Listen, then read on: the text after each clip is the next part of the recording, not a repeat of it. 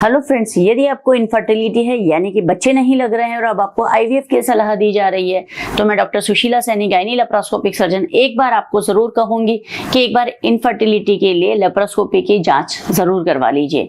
अब आप पूछेंगे कि ये जांच इतनी जरूरी क्यों है? क्योंकि यदि आप लेप्रोस्कोपी करवाते हैं तो लेप्रोस्कोपी अकेले नहीं की जाती है, इसके साथ हिस्ट्रोस्कोपी भी की जाती है। इसको डायग्नोस्टिक हिस्ट्रोस्कोपी लेप्रोस्कोपी के नाम से जानते हैं। तो इसके अंदर दोनों तरफ की ट्यूब्स को टेस्ट किया जाता है कि यानी कि आपकी ट्यूब्स खुली हैं या बंद है।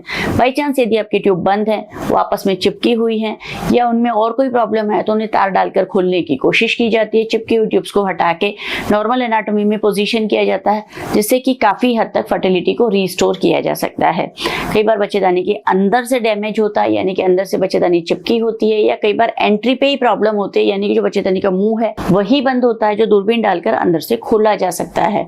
और जब भी आप आईवीएफ कराएंगे तो आपका यूट्रस अंदर से हेल्दी जरूर होना चाहिए, क्योंकि आईवीएफ एक वेरी कॉस्टली प्रोसीजर है, उसमें बहुत सारा पैसा लग जाता है और वन टाइम का कम से कम 1.5-2 लाख रुपया लग जाता है। और यदि वो सही सक्सेसफुल नहीं होता है तो आपको वापस से उतना ही पैसा लगाना पड़ता है। लेकिन यदि आप हिस्ट्रोस्कोपी करवा लेते हैं, यूट्रस के अंदर से जांच करवा लेते हैं, तो आपको पता चल जाता है कि आपका यूट्रस हेल्दी है या नहीं है, तो आपको आईवीएफ करवाना है या नहीं करवाना। और करवाना भी है तो पहले आप उस बीमारी का, उस कमी को ठीक करवाइए, फिर आप आईवीएफ करवाइए, ताकि आपको रिजल्ट मिल सके। जब हम लेप्रोस्कोपी करते हैं तो हम ट्यूब्स का असेसमेंट करते हैं, यूट्रस का असेसमेंट करते हैं और ओवरीज का असेसमेंट करते हैं। ट्यूब और ओवरी का रिलेशनशिप भी सही होना चाहिए। कई बार ट्यूब बच्चेदानी के आगे के हिस्से में या पीछे के हिस्से में ओवरी से कहीं दूर चिपकी होती है, जिसकी वजह से अंडे बन तो रहे हैं, फूट भी रहे हैं, लेकिन वो ट्यूब तक नहीं पहुंच पा रहे हैं। ऐसी स्थिति में जब दूरबीन का ऑपरेशन किया जाता है तो उसका ट्यूब और ओवरी का रिलेशनशिप ठीक कर दिया जाता है, जिससे कि प्रेगनेंसी होने में सहायता मिलती है। ट्यूब का कोई छोटा मोटा ब्लॉकेज होता है, कोई कचरा फंसा होता है, तो पानी डालकर उसको खोल दिया जाता है। और यदि बड़ा है, कोई काफी बड़ा ब्लॉकेज है, तो सितार डाल के खोला जाता है। और यदि यूट्रस के अंदर कोई फाइब्रॉइड है या कोई पॉलिप है, तो उसे दूरबीन द्वारा हटा दिया जाता है। और यदि कई बार आंतें आपस में चिपकी होती है, और कई बार एंडोमेट्रियोसिस के बारे में हमें पता नहीं चलता है, क्योंकि माइल्ड एंडोमेट्रियोसिस कई बार सोनोग्राफी में पकड़ में नहीं आता है।